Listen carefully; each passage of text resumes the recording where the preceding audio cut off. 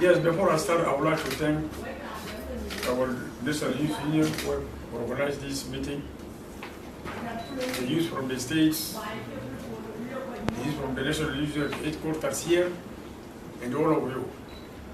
Well, to my surprise, I thought the meeting would have been very large, taking a lot of people, but I don't know why.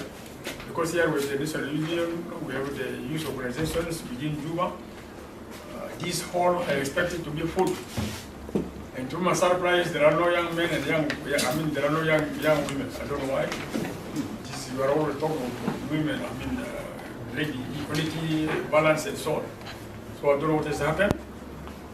Anyhow, we will just continue. I thank you very much for thinking of the idea of coming up with the idea of establishing agricultural aspects, and then the youth employment. These are the two subjects which are actually very disturbing. Very disturbing. We are trying to engage the youth in agriculture. And then this is what we have been thinking of, but no one will come up with it. Fortunately, you have come up with the idea. Agriculture is very important, of course. This is where we get our food. This is where we address our food insecurity. People are dying with no food. No food at all. So if you come up with the idea that you will like to come up with the idea of agriculture and then we implement in the states and the administrative areas, probably this will address a lot of things. You have our income, you make business, and then this way we will have the employment. Employment will come up from here.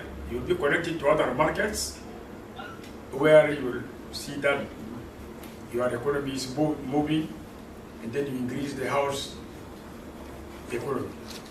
So this is the best idea. Please don't just talk and then we sit, and when we disappear, we go out and then there's nothing. You should continue with the idea of this agriculture. You should push the ministry, and the ministry should put other NGOs, because the NGOs will help us. We go to WFP, we can go to FAO. These are the people who are actually working in the area of agriculture. WFP, FAO, and then our National Ministry of Agriculture. Because we are going to do a kind of agriculture which is not of the all the time, not using horse again. Because if you use horse, you just produce very few things and you have nothing to eat. You have to have tractors, whatever, excavators, and so on. So you have to push. When you come to us, the ministry, then we push the idea to the WFP. We go to FAO. We will go and sit down with our National Ministry of Workers. So please, this is a very good idea. Because so many things in what's happening in South Sudan is that people talk over a lot of ideas, a lot of issues, very good recommendations. When people go out, there's nothing. You come after another year, you talk about the same thing. And when you ask those who were there, and then you were together in that workshop, and the recommendations were like this, what did you do? No one will answer you. So please, I don't want this to happen. And this is why we have established the National Youth Union. And we are going to hang this on their legs. And it is fortunate that they've already started the workshop. It is they, not the ministry, that they started the idea here. So please, the National Youth Union, it will be a responsibility with our state's youth union. Those who go to the state address people on this idea. That is one. When we come to youth employment or empowerment, yes, we want to empower the youth. We want to train the youth. We want the youth to be employed. Because if the youth are not employed, there are a lot of things happening. A lot of things are happening because the youth actually are not engaged. Do you think if you are very busy on your agriculture, cultivating, Do you think you will leave your field or your farm to somebody and then you go for fighting? You do that? You cannot. You will not leave your field or your farm being driven up and then you go to fight there. You will not do this. If you are employed, you have a shop. You are busy selling your things, selling your products. You will have no time to go and fight. You will have no time. So, you will do this to employ yourself. You see, the government can employ all. There are not so many graduates. They are not employed. This is for two reasons. You are not employed for two reasons. First of all, some people are not, you have knowledge, but you are not employed. Because the only people like me who are still in active service. I should go on pension. I should not be here. I should be one of you to stand here and say these things. I'm already in the 70s. Why should I stand here? I should join politics. I should be in the parliament. I should be talking there, not here. So if I'm still standing here, you will not get employment. There are some people who talk of employment, but they don't have knowledge.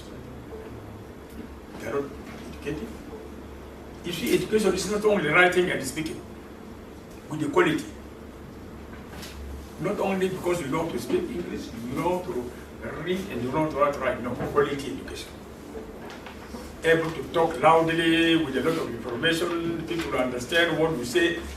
This is what we call education. So we want you to address our issue through education. Education is very important. You have to do this. So you pursue education, quality one, and then you come to employment. And then there are other ways. If you are not well educated or you have no chance to go for further education because other circumstances such as what do you call it, school fees and so on, you go to Tibet. You go to Tibet. Train yourself, carpentry, ICT, whatever in Tibet. Tibet is really give you cash employment. Cash employment. You sit there and then you just photocopy, you get money. Somebody comes with his car stopping, you just untie something here and they put in, it runs, you get money. You know there are 4 doors, there are only 4 doors through which you can join public service. Please understand this first. Because when you claim your rights, you must know whether you are within the 4 doors. First of all, you must be a graduate from senior secondary school with a passing certificate. This is the first door. The second door is bachelor degree, university graduates. This is the second door. This is where grade 14 and grade 9.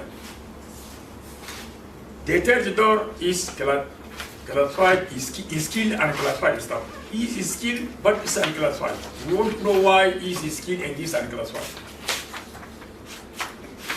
He has not been to school, or even has done something very little. He doesn't know to write and speak well, but he's qualified because they've been trained in Tibet. That is technical, vocational education and training. You go to public service, MTC, they train you, auto mechanics, carpentry, whatever. This is the third door. And here we give you grade 13. You become a driver, we give you grade 13. The fourth one and the last is the one is unclassified and unskilled. Unclassified and unskilled. Never been to school, they knows nothing. Those are the cleaners and the messengers. The cleaners and the messengers. This is the fourth door, and then we give them grade 15. So you must work to be within these 4 doors. Masters is not there, PhD is not there. You don't come to the public service with a master's degree. And you don't come to join public service with PhD. No, these things are not there. Only the four doors. Either you make your own PhD by yourself, or in those days, if your post is very important for the ministry may send you out abroad, do your PhD or your masters. But nowadays, people do their own. And this is an extra knowledge which gives you another power. You go to the university or do other things. So this is what I would like to tell you. Let us go on together, work together, we join hands. We are going to launch this, and this launching should not die here. Because when you come out with these things, it will employ, to give you employment, to give the state employment. Those in the state will get employment. They will be attached to the market. So I don't want to prolong my speech because perhaps UNESCO may call me very soon also to do another meeting there on Tibet. So actually, I thank you very much for coming to this meeting, to organize this meeting with few papers. So I think here I will stop, and thank you very much for listening.